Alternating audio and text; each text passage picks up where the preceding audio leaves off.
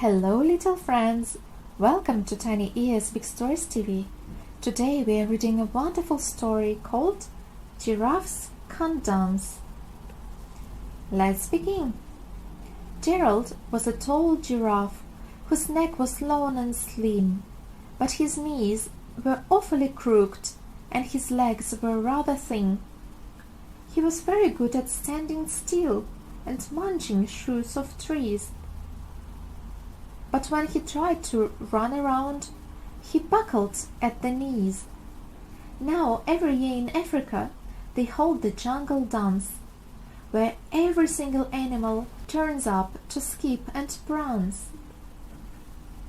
And this year, when the day arrived, poor Gerald felt so sad, because when it came to dancing, he was really very bad. The warthogs started waltzing, and the rhinos rock and rolled. The lions danced a tango that was elegant and bold. The chimps all did a cha-cha with a very Latin feel. And 8 baboons then teamed up for a splendid Scottish reel. Gerald swallowed bravely as he walked towards the floor, but the lions saw him coming, and they soon began to roar. "Hey, look at clumsy Gerald!" the animals all sneered. "Giraffes can't dance, you silly fool! Oh, Gerald, you're so weird!" Gerald simply froze up. He was rooted to the spot. "They're right," he thought. "I'm useless. Oh, I feel like such a clot." So he crept off from the dance floor, and he started walking home. He'd never felt so sad before, so sad and so alone. Then he found a little clearing, and he looked up at the sky. "The moon can be so beautiful," he whispered with a sigh.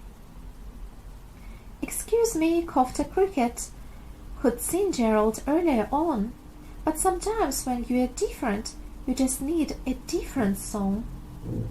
Listen to the swaying grass, and listen to the trees. To me the sweetest music is those branches in the breeze." So imagine that the lovely moon is playing just for you. Everything makes music if you really want it to. With that, the cricket smiled and picked up his violin. Then Gerald felt his body do the most amazing thing. His hooves had started shuffling, making circles on the ground. His neck was gently swaying, and his tail was swishing round. He threw his legs out sideways, and he swung them everywhere. Then he did a backward somersault and leapt up in the air. Gerald felt so wonderful. His mouth was open wide. "I'm dancing! Yes, I'm dancing! I am dancing!" Gerald cried. Then, one by one, each animal who'd been there at the dance arrived while Gerald boogied on and watched him quite entranced. They shouted, "It's a miracle! We must be in a dream! Gerald's the best dancer that we've ever seen! How did you learn to dance like that? Please, Gerald, tell us how!" But Gerald simply twirled around and finished with a bow. Then he raised his head and looked up at the moon and stars above. "We all can dance," he said, "when we find music that we love." The end.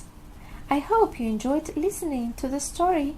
Don't forget to subscribe to Tiny Ears Big Stories TV for more fun stories like this one.